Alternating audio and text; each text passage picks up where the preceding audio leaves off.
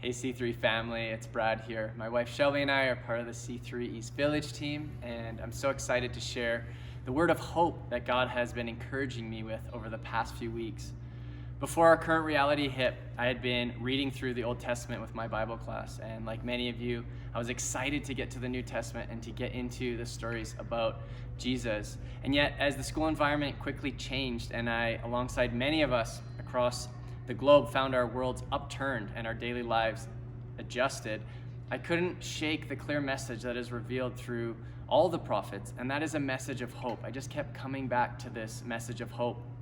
And as a friend was speaking to me about the challenging circumstances we are in, I was reminded of the truth that God never left his people without hope, even in what seemed like the most hopeless of situations. And that's because our God is a God of hope. Regardless of how bad the situation got, God always spoke a message of hope to the faithful who continued to seek God in challenging times. Many of you have probably heard the passage from Jeremiah 29:11. It says, "For I know the plans I have for you, declares the Lord, plans to prosper you and not to harm you, plans to give you hope and a future." In the context of this story, Jeremiah was writing to a group of people that had gone into exile. And what this means is it's actually speaking about a group of people who had been removed from Jerusalem, who had been removed from their place of worship. They actually felt disconnected from God. They actually thought that that connection and place where they could worship God had been lost. And so with this feeling of that it had been stripped away from them, they feared their very connection to God was no longer there. Everything that had made them secure and comfortable was now gone.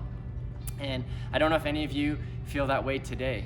When our circumstances change, we often feel displaced, and we often can relate to this idea that when the comforts of our life that we often take for granted are deeply missed, we discover that they're deeply missed when we no longer have them in our world and that they're taken from us.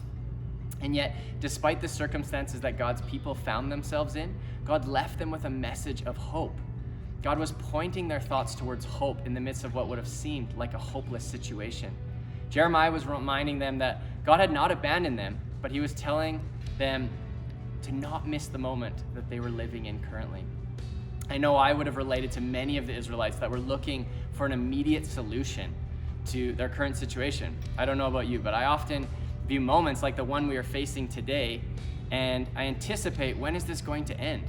My encouragement to us today is not to lose sight of the moment we are living in now.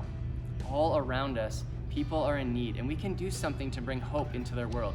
This may be as simple as calling up a friend to see how they are doing, to connecting with a neighbor that may need help picking up groceries, or even going over to your neighbor's house and delivering something like flowers to bring joy into their world. The incredible thing about this story that we've been talking about today is that in the verses before Jeremiah 29:11, Jeremiah is actually telling them to build houses and plant gardens, to marry and have families. He is challenging them to make the most of the current circumstances, because in their minds, they were quite quickly going to be going back to their promised land. They're going to return to Jerusalem. But the reality was that we see in Jeremiah 29:10, Jeremiah is actually telling them that they're going to be here for 70 years. And God's calling them to make the most out of this moment of where they're currently living.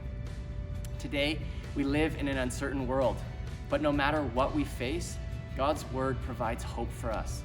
There are people all around us that need a message of hope, when the messages they hear and are filled with are full of fear and uncertainty.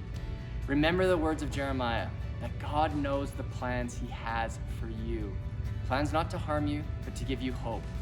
Today, I want to encourage you that whatever circumstances that you find yourself in, that God is with you and does not abandon you in this moment.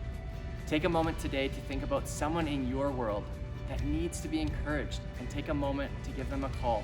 Remind them that God has good plans for their future, and he has hope for those that turn to God as their rock in this time of uncertainty. Church, I am believing for a great week ahead for you, and excited to hear the stories of how God used you to be an encouragement for hope to someone in your world. If there's anything we can be supporting you with in prayer, or even with your basic needs, please contact us at info@myc3church.ca, and we'd love to do anything that we can to help you bring that hope into your world.